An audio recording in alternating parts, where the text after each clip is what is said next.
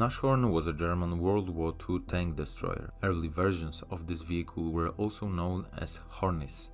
It was created in 1942 and was supposed to be only a temporary solution until the other structures designed at that time entered service, but despite the weak armor and rather tall silhouette, it remained in use until the end of the war. After the start of Operation Barbarossa and the appearance of more Soviet Tu-34 at the end of 1941, German troops began to experience a lack of mobile and effective anti-tank weapons. Towed anti-tank guns were too little mobile, and the existing tank destroyers of the type of Panzerjäger I were not heavily armed enough. In February 1942, the Allied Armaments Works developed the chassis of a new Geschützwagen 3 and 4 tank destroyer, which it was decided to arm with an 8.8 cm Pak 43 L71 anti-tank gun, a version of the famous German 88. However, the choice of armament forced some changes to the chassis structure. They were extended and the engine was moved from the rear to the center of the vehicle. The gun itself was so heavy that in order to reduce the weight of the new design, the armor was reduced to an absolute minimum.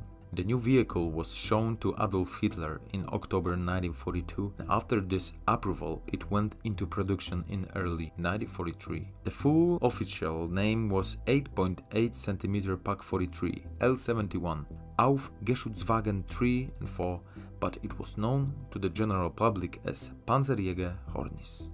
At the end of 1943 of the beginning of 1944, a new model of the Hornet was created, armed with a modernized 8.8 cm Pak 43 L71 gun. In this version, the armor at the front of the vehicle was also slightly modified. However, the differences between the new and the old model were minimal. They could only be distinguished by the departments. This version was named Nashorn.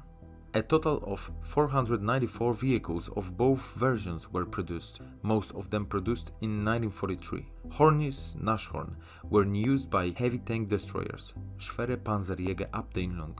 Each unit was equipped with 30 vehicles of this type.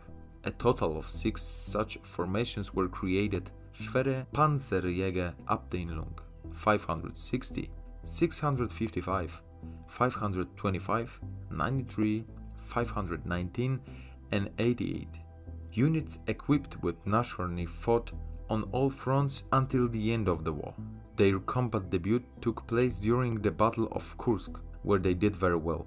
An excellent long-range and effective gun, allowing the enemy to be destroyed at a considerable distance, effectively eliminated the weaknesses of this vehicle, which were thin armor and a fairly high profile. Vehicles of this type were perfect for fighting in flat, open areas, such as the steppes of southern Russia. The unconfirmed record in the destruction of a Soviet tank by Nashorn from a distance of 4,600 meters. Thanks for watching, and remember to subscribe to our channel. See you in the next one.